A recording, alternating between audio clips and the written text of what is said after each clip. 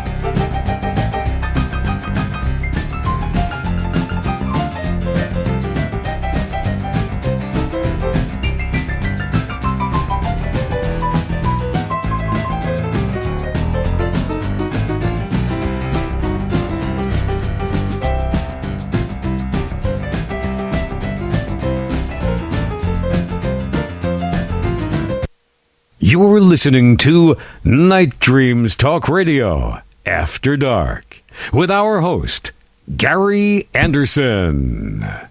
That is me. Boy, I still feel like I'm Johnny Carson for some reason. Every time I play this new intros, courtesy of the station in San Diego, FM station, that gave me a whole bunch of new intros to the show. Hey, James, are you still there?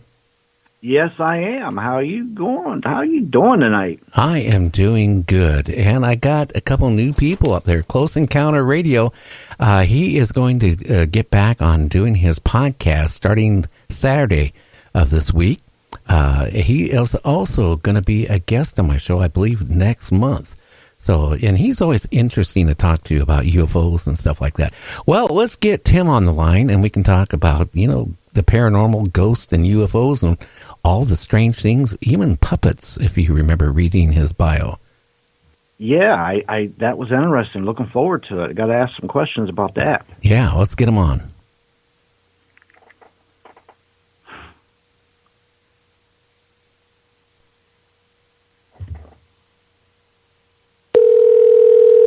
Okay. Hey, Gary. Hi, Tim. You were one of the fastest guests I ever had to answer the phone. You did it on one ring. Well, I was prepared for you. I'm glad to hear from you. Well, how are you doing, Tim?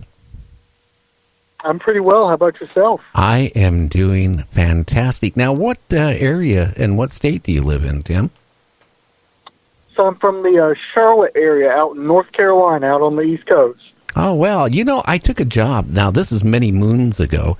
Back, I won't even want to say the year, because that'll give my age away. But I worked for a company in New Bern, North Carolina, gel coating boats the molds where then they made the sailboats and laminated to that.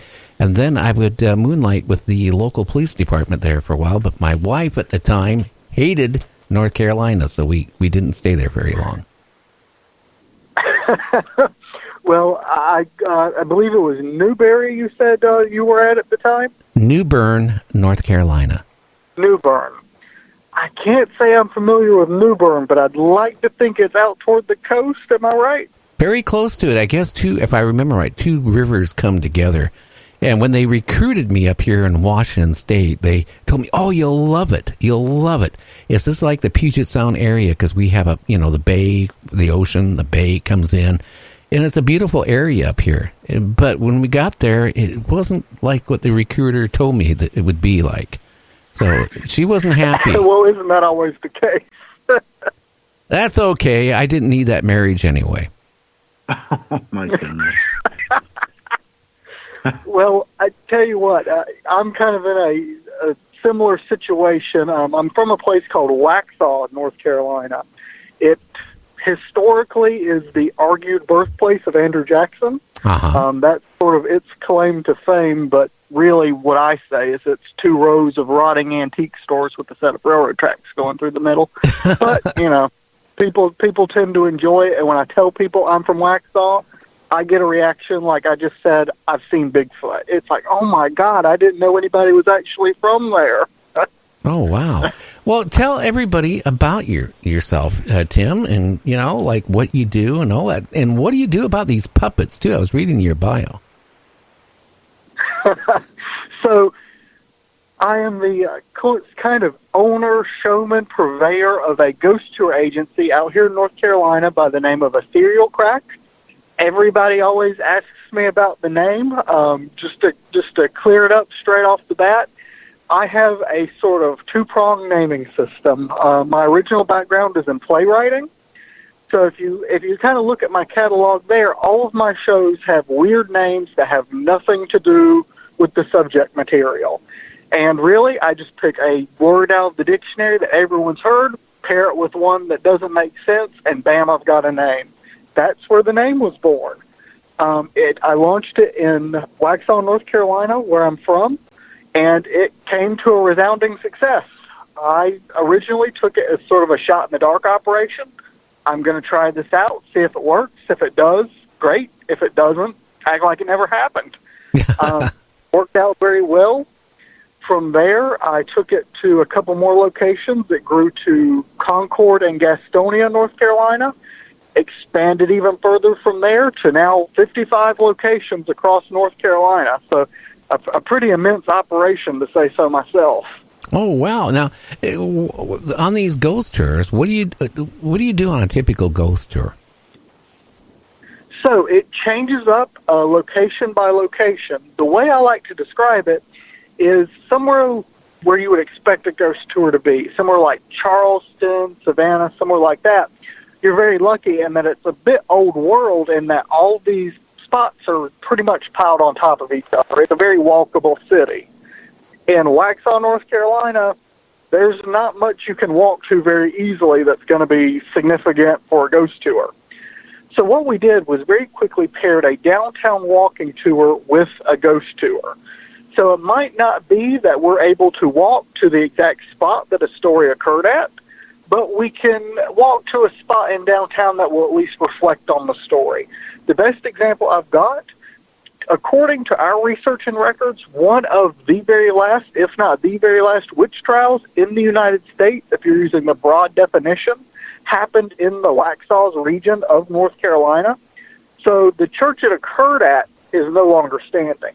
We stop in front of a Presbyterian church in downtown Waxhaw because that gives us a spot to sort of begin giving details to flesh out the story even more. Uh-huh. It's a hybrid version of Ghost Tour that I don't believe had been attempted before.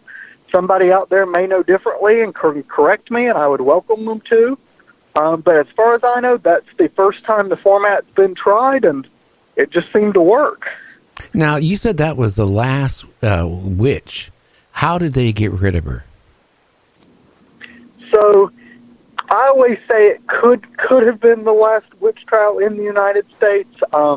But to give the story kind of quickly, to make it kind of short, the woman went by Nancy Agnes Craighead. That was her name before she was married. She married a reverend by the name of Richardson out here in the Carolinas. Now, the story is very much a story of sort of, I'm just going to be very honest with you, gold digging. It is what it is. They were relatively well off, I would say. I mean, they're no Bill Gates, but they're not exactly suffering for anything either. Well, the story wouldn't be all that remarkable, but a couple weird things happened that make it stand out. The first thing is the sort of odd circumstances that Richardson was found dead in. Now, Nancy and Richardson, of course, lived together, they're husband and wife. Nancy's version of events goes like this, and this is fairly truncated, but it's pretty succinct.